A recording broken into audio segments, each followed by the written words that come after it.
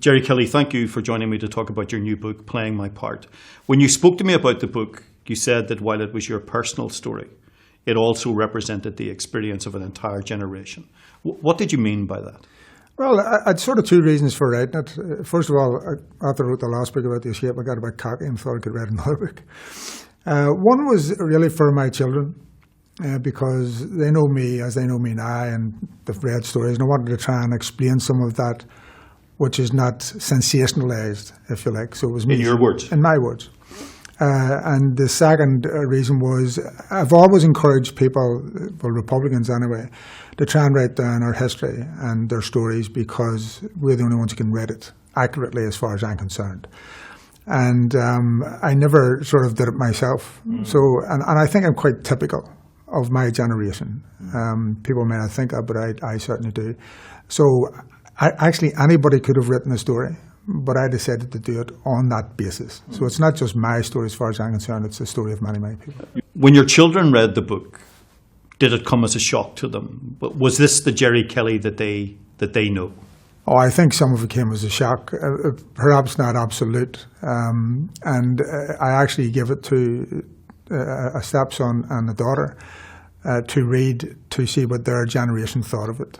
And while they might be quite biased, since it was me who was reading it, I was interested. And they said they were interested in it because, of course, there was a lot in it that they wouldn't have known. So in that sense, not necessarily shocked, but certainly, I'm trying to remember if they used the description. They found it interesting anyway, but I can't remember exactly what way they described it. Yeah. In your teenage years, it was a very ordinary life, I suppose, catapulted into extraordinary circumstances. I think that describes it perfectly, and I've often used the same quote myself. People don't waken up when they're 16 or 17 and decide, well, I think I'll go out and go into a fight for national liberation. Circumstances dictate it. I'm not from a particularly Republican family. I wasn't sort of into, they use this term radicalized these days. I'm probably misuse the term, but certainly what, if you want to use that term, what brought me to action, if we could put it that way, was what was happening around me, was what I seen on the ground, what I experienced, what I seen other people experiencing. In the book you write about being a Catholic without politics. What did you mean by that? Yeah, I mean, I remembered, I was actually a civil servant, a local civil servant. I think it was a comment in the context of a job interview, and getting a job. And that was exactly it. And, I was asked who the Prime Minister of Britain was, and George Brown, I think it was at the time, was on the news a lot for perhaps being inebriated once or twice, and I remembered his name, and I put it down. And I think that failure probably helped me get the job, because I was as apolitical as you can be. I mean, everybody's political, but I had no great interest in it. You didn't just join the IRA. You say in the book that you wanted to take time to work out what was expected of you. What did you mean by that? Well, I joined the Féin Éireann, which was a youth organisation. It's often called the youth of the IRA, but it isn't really. But I mean, it was a Republican youth organisation.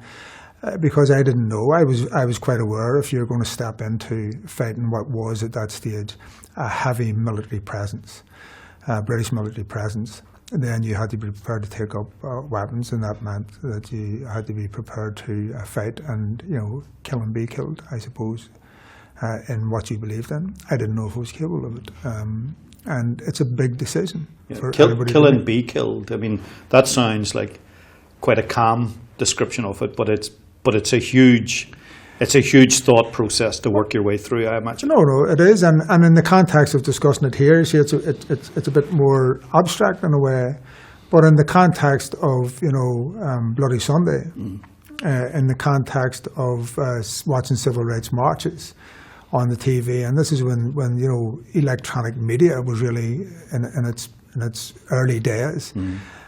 So I knew what was going on in Derry, I knew what was going on in Tyrone, I knew what was going on at Burntallet. And of course internment was in 1971, which had a substantial effect on me. I knew some of the people who were interned. I didn't think they were Republican. And at the time, how many active Republicans were there? They were minimal, And, you remember the graffiti, IRA, I ran away. So there was really no activity. but people were getting thrown into jail for what I suppose I would have translated in ordinary language as for no reason. They were being thrown into jail because they believed they were Republicans or whatever. So all of those things, and then the soldiers on the streets, you're on your own street, you're getting stopped, you're getting messed about, you're getting, I don't want to exaggerate it, but certainly if you give any cheek, you were getting a slap in the back of the head or, a kick in the leg or whatever it was. All of that is cumulative, It's not that. It wasn't just Bloody Sunday then. It was. Well, it wasn't just Bloody Sunday, but I'd say, in fairness, that Bloody Sunday was the final huge straw, because it wasn't a small straw. The moment of decision that broke the camel's back.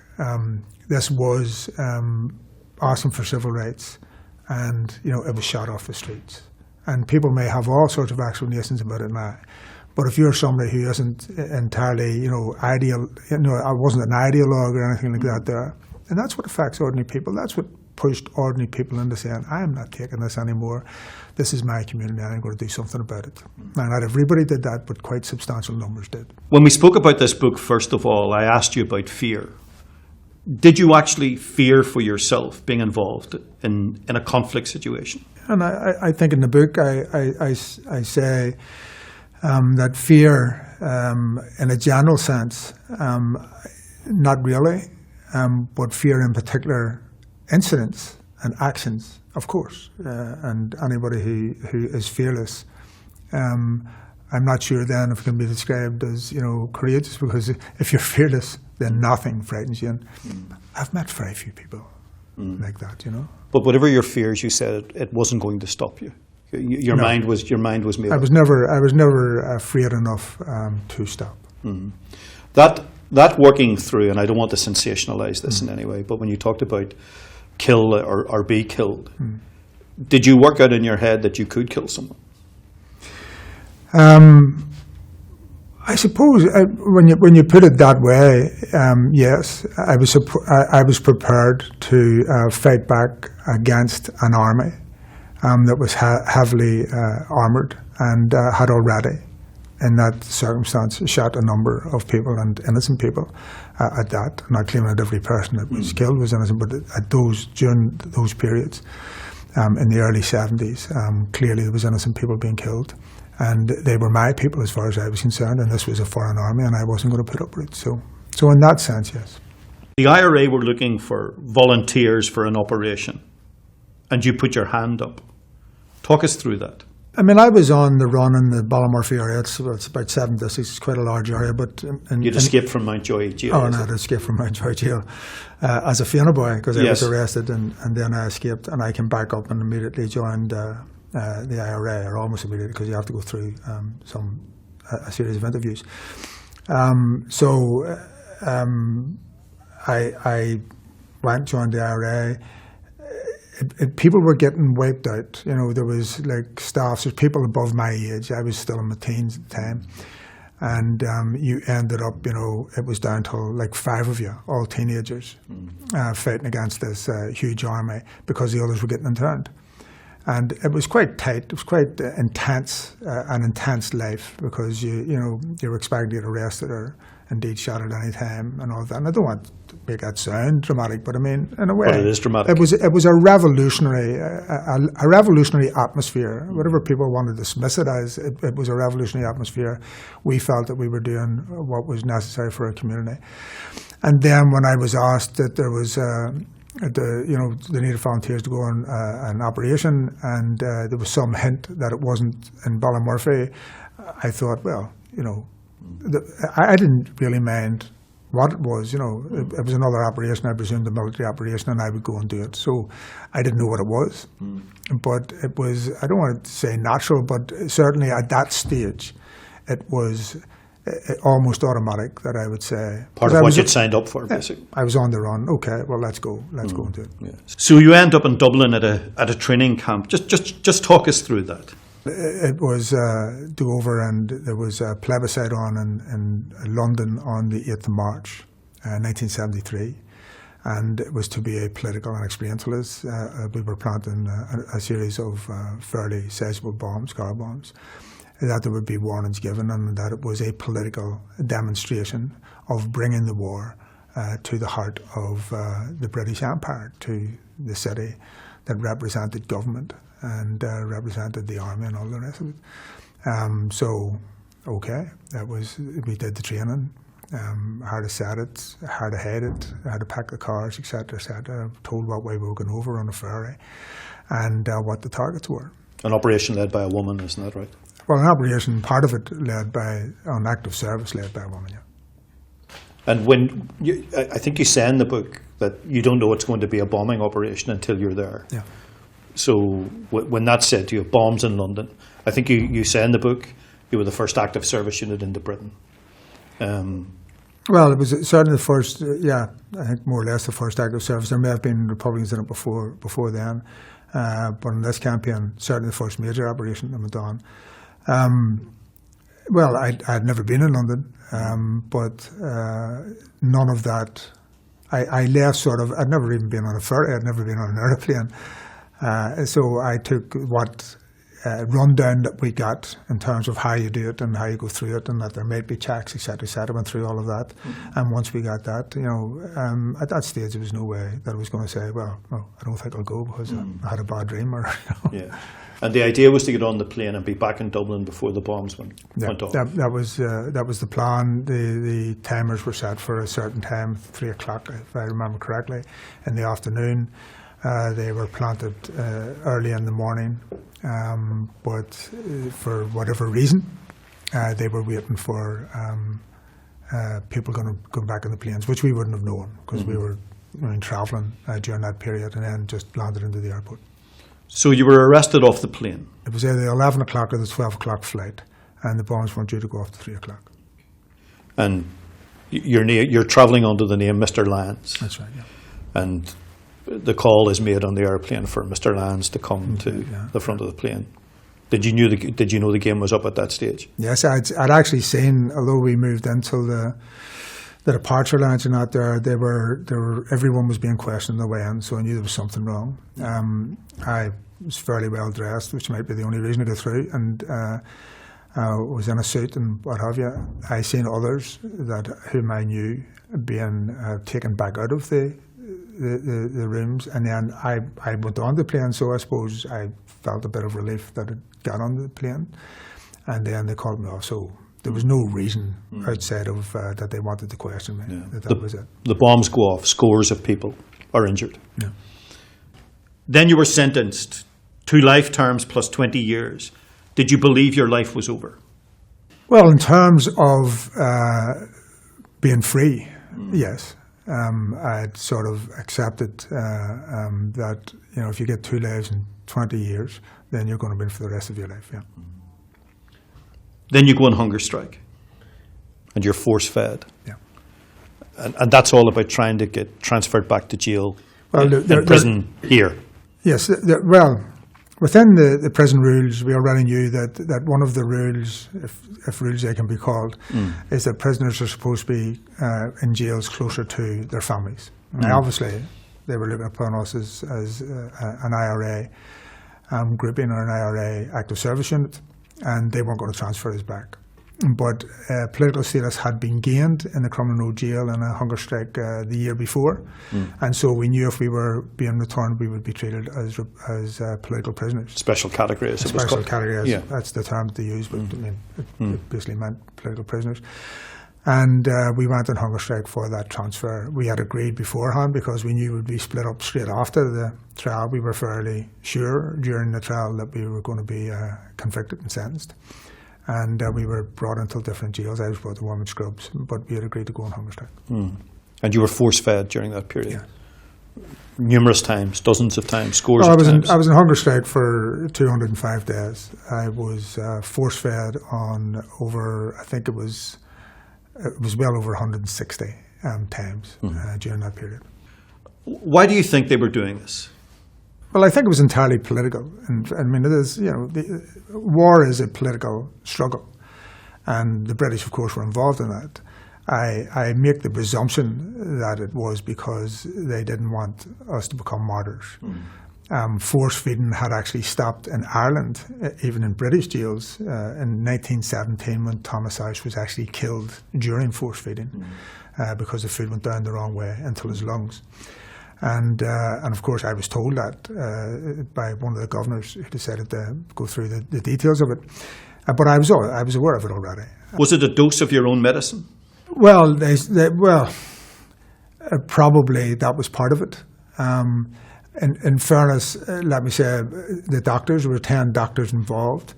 I don't know what their thoughts were. I know what they told me, because I ended up, over a period, going through with them and arguing them out, even though I was quite young and they were much older. And I think part of it was they couldn't understand that this 19 or 20-year-old was doing this. But they would say that they were doing it to be pragmatic, to save my life. And I says, no, you're doing it, frankly, because your government wants you to do it. And it doesn't happen in Ireland. And it wouldn't happen on a patient. I do not want to be force-fed. So what you're doing is taking sides. And some of them argued against that and some of them didn't. So you're eventually transferred back here. You escape from the maze in 1983, you go on the run, and you end up in Europe. What are you up to at that stage? I was still a Republican activist. I didn't escape from jail to do anything else except rejoin the struggle. I believed in it. And, anger, which we may have had at the beginning, isn't enough to sustain you. You have to believe in what you're doing. You have to believe that you can achieve something. Are you becoming more political at this stage? Oh, absolutely, becoming more political. I mean, when I went in, I went from being almost apolitical to ending up taking the lectures and doing the education and all of that. I was in Europe because I was asked to go to Europe. Originally, I went down till South Armagh. You weren't sightseeing? I wasn't sightseeing, that's true. And I was part of the struggle down in South Armagh. And then I was asked to go to Europe and to do what at the time was undefined pieces of work for the struggle. And I'm not, just to be very frank about it, I'm not prepared, and I wasn't prepared in the book to go into the detail of that. We're left to read between the lines in this book, and that's for obvious reasons, because we're not at a point in the legacy process that allows you to be fully open. Do you think there will be a moment when you can colour in the picture? Well, I've been involved in these negotiations, and particularly in the legacy issues, way back to at least Haas. And without going into a whole detail of all that was discussed throughout that, the only agreement that we could come to, which involved all the parties and indeed all of the victims and survivors community, and I say that right across the board, was the Stormont House Agreement, and to use those 4 processes to try and deal with that. And I said during that negotiation, because I was challenged on a number of occasions, and for instance about the ICIR, will you come forward and tell what you know? And I said I will do whatever I can to help the victims and survivors. But it has to be done on the basis that it is hermetically sealed, if you like. In other words, that this is for the relatives and that. Not for investigation in courts in the jail. But in fairness, we also agreed to the HIU, which is an investigative unit, which will be an investigative unit outside of the police. And that would take an investigative process. But that is different from, if you like, the Truth Commission. Or the information retrieval. Information retrieval, which is what it's called. And of course, there's also the oral archive. Yeah. You will accept that soldiers and police officers and loyalists are in exactly the same boat as you.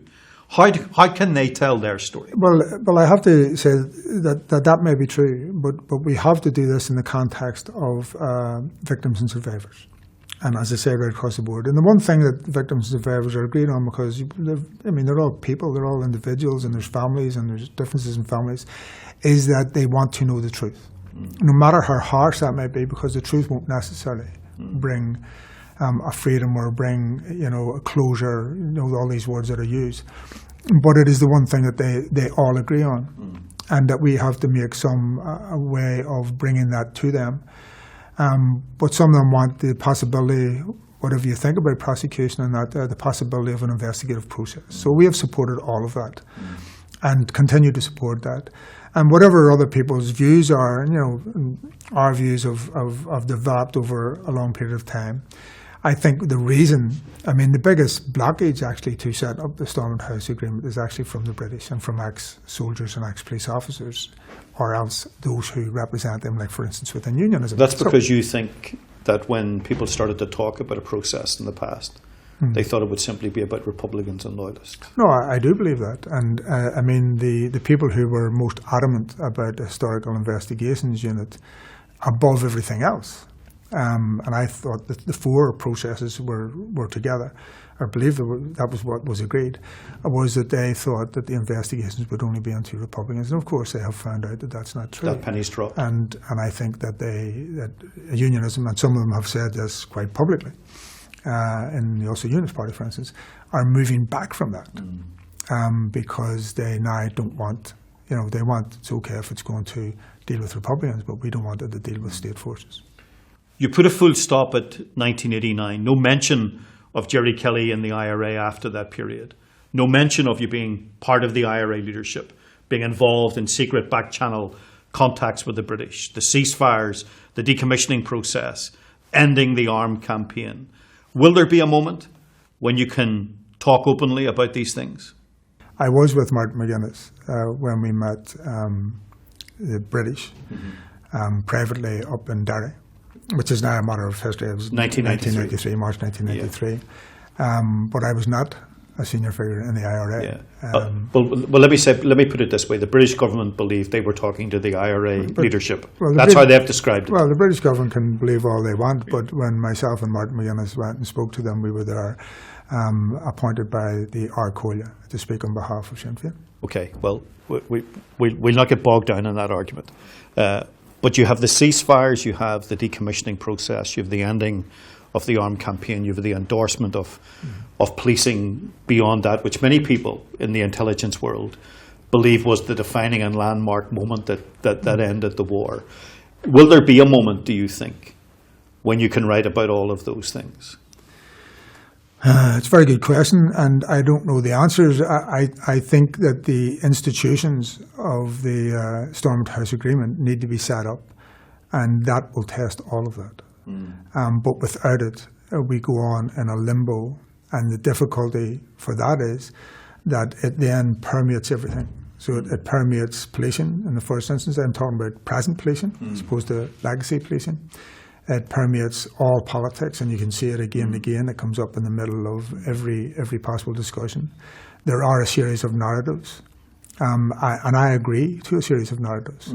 I mean, I read this book, and somebody else read another book which will contradict it. And you accept that? No, I understand and accept. I may not agree with it, but that's not what you're talking about. You're talking about allowing people to be able to tell from their point of view, even in a single incident or action, what the different views of that were. Because it was, and when people were hurt right across, because you cannot go through a conflict or a war without people being hurt, and people die. And when people die, that affects many other people.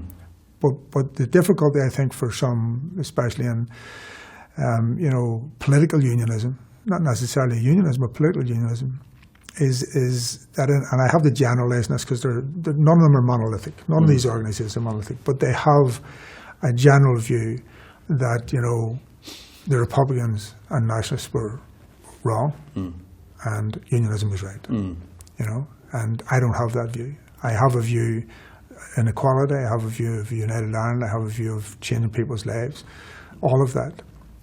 And I know that also means other people giving up things. But I don't have that view that all the hurt was inflicted by the state. I think the core reason for that was the state and the type of system was set up here, which frankly, and that's what's going to disturb the narrative as the story of the past. But it's always going to disturb the narrative. But so will my story disturb the narrative. Of course. But the difference is I'm saying, look, let's hear it all. But what I'm saying is that's not a rewriting of history. For many people, that's a correcting of the narrative and a disturbing of the narrative. And this is used quite often, we are rewriting history and all of that, and you can't rewrite history. You can give an opinion on it, and people can claim objectivity who are not objective, and people, I think, if you aspire or if you try and be objective, then it's the best thing that you can do. And it's even about truth. people talk about the full truth, and I was challenged a few times during the negotiations by unionists, well, what about the full truth? And my answer was, because you can't get the absolute 100% truth, you think we shouldn't pursue whatever truth we can get till so it's about the maximum information that's achievable. The maximum information we can get. You wrote a poem about your late mother, and you publish it in the book. And you talk about grief running insidiously deep. Outside of that personal experience and that conflict frame, are there moments when you sit back and ask yourself, what was that all about? You mean the regrets? Conflict? Yeah, regrets, mistakes. Well, was it worthwhile? Well, I think we had no choice. And to be very frank, I think we never would have got the negotiations without the conflict. We never would have achieved how far we've gone now without it, and we would still be in what I would call, even though it may insult people, that was practically an apartheid system of government, which was oppressive to Catholics, which was endemically discriminatory, and which in the end, when civil rights came into it, whose demands were not huge, demands of equality, then there was a military answer to that, and that had to be answered. Now, equally, when we managed to get into negotiations and we managed to get the agreement, the Good Friday Agreement, and others since then, like St Andrews agreements, etc., then we found a political way forward. So, I mean, I'm proud of being part of that negotiation. I'm proud that there is a political way forward. I know there's people who disagree with me deeply, but the vast majority of people, I think, were glad, and of course it's proven scientifically in the referendums, that we have a way forward. You said to me when we spoke some weeks ago that you were proud of your part in the IRA, proud also of the part you played in bringing the conflict to an end. Some people will find that strange, being proud of war and equally proud of peace. Well, I didn't say I was proud of war. But the IRA, in your terms, was at war. But just to explain it, to say, I'm proud of the fact that I would not accept the oppression of the community I came from, and in my opinion, of the Irish people in that section, and that I fought against it. And I do believe that there would not have been change if the conflict had not occurred. And, people often say, well, don't often say, but you've heard it said that negotiations and diplomacy, for that matter, are an extension of war, but by peaceful means. So that's where we were. I mean, war itself and conflict itself, which I get into philosophical, but all of it is political. If you go into a national liberation struggle, you go for a political goal. You don't go in because you want to go out and be involved in military activity. Who does? It wasn't just about killing soldiers or police officers. Absolutely, it was not. I mean, it was about making a difference and forcing, frankly, the British to a point, which we did, and it became a stalemate. And there is, of course, a military mentality on both sides if you're involved in military activity, whether it is in the state military or anti-state military. And you have to, and I'm the same person, but to try and answer your question, does it take a change of view? Does it, fighting a war, the mentality for fighting a war is different from the mentality of pursuing peace. Some people and say the same people more difficult. Well, to an extent they are, but but because they are negotiations, the people are not dying. So, I mean, from that point of view, but in terms of difficulty, yes. But I mean, you needed people. There had to be people on both sides who were analysing, where it was going. This is a stalemate. You cannot have war for war's sake. Is there a possibility? And that's the core or the acorn of negotiations. Is there a way out of this? And I've said before that, and maybe in all conflicts, maybe not in all conflicts, but most that I know of in modern times recently, you can have an absolute victory and defeat one side over another. Okay, that's the way a war can end. And I don't see that happening anywhere. Or if you can't have absolute victory and defeat one over another, then it ends up in negotiations.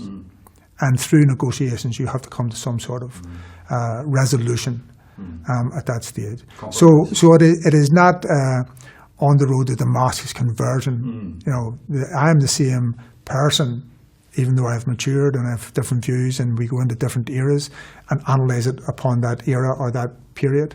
Even in transition, all of those periods are different phases. But I'm the same person. Yeah. I have the same commitment to what I stepped into military activity for, which was to have a united Ireland and have an Ireland as equals. There must have been moments when you weren't proud of the IRA, indeed disgusted by the IRA, the Shankill bomb, Enniskillen, Le Mans, so many other killings. Well, what I would describe it as, and see, you can go through a list. And I'm not being. No, I'll answer your question. You see, you can go through a list and then take them out one at a time. And even if you go through single deaths, you can go through that, because death is never a good thing.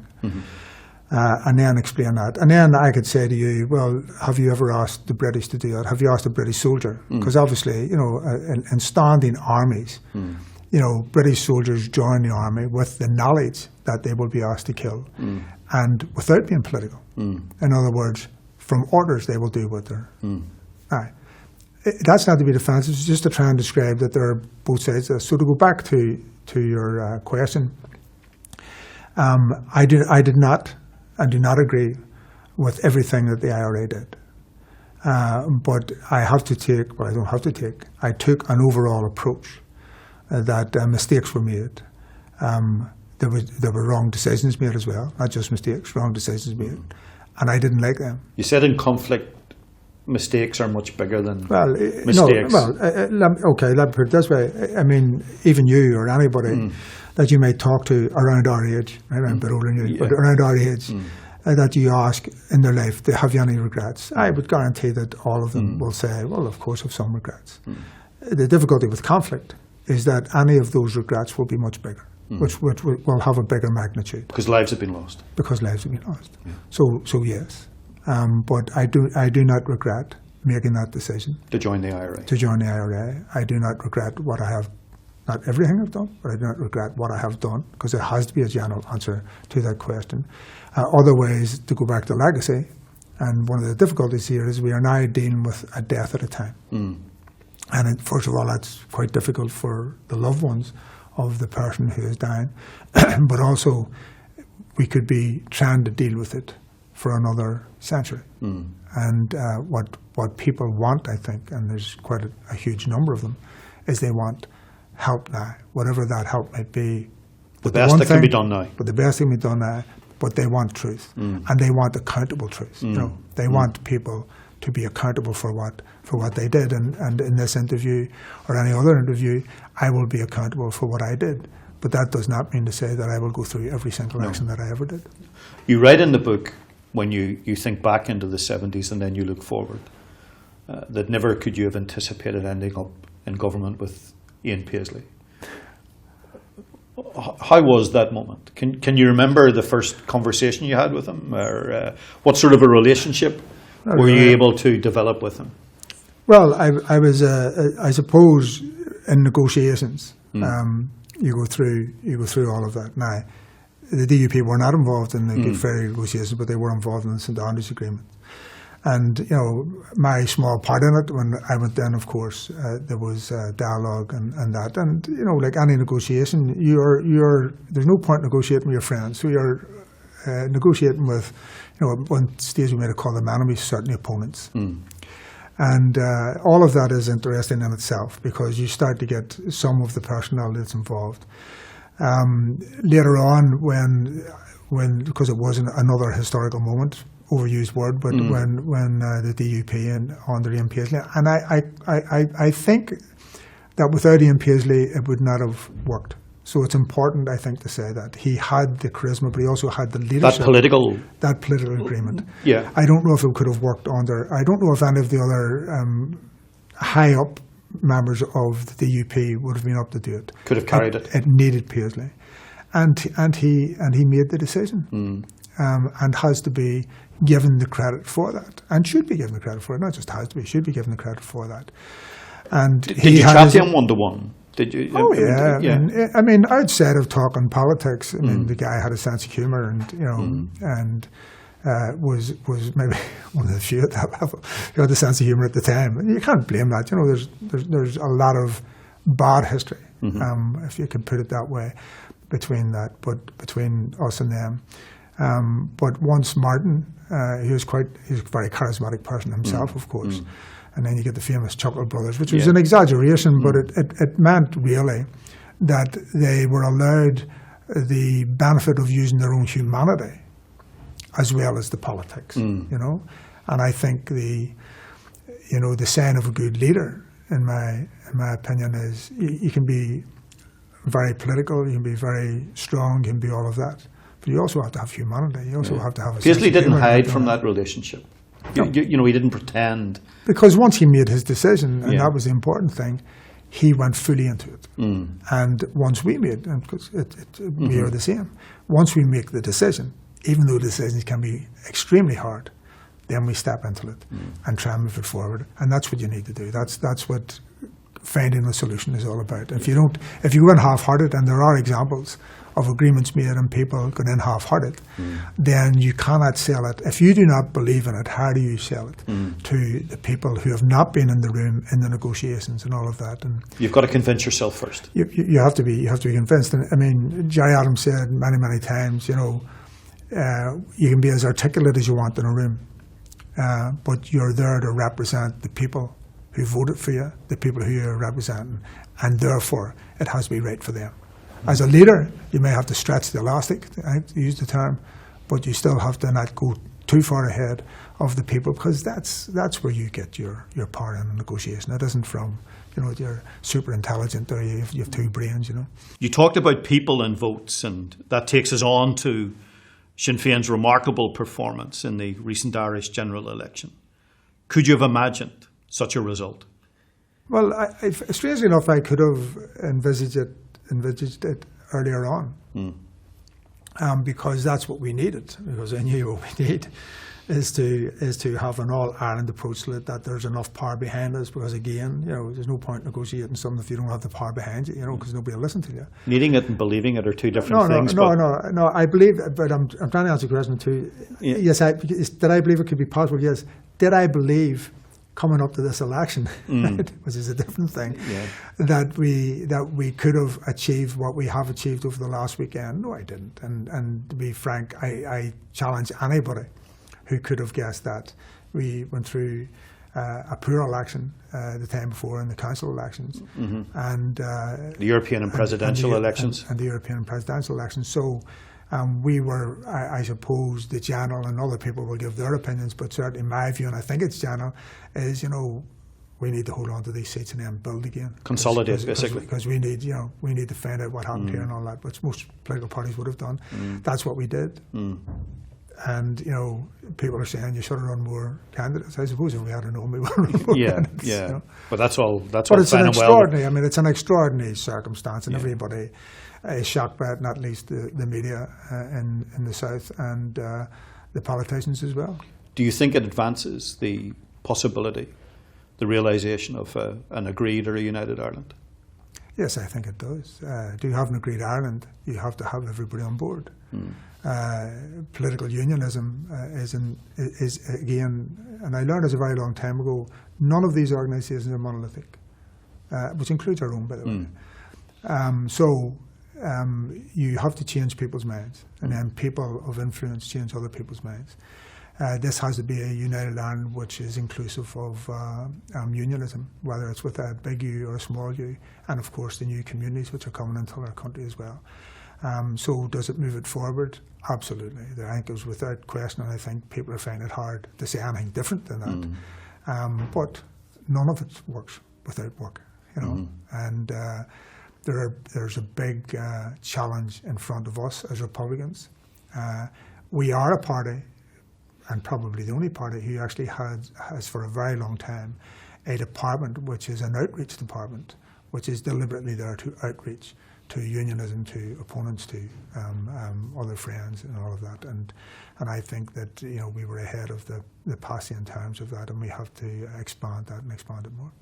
Gerry Kelly, thanks very much for chatting to me. And maybe book 3 is not that far away. You might catch up on yourself, Barney. Thank you.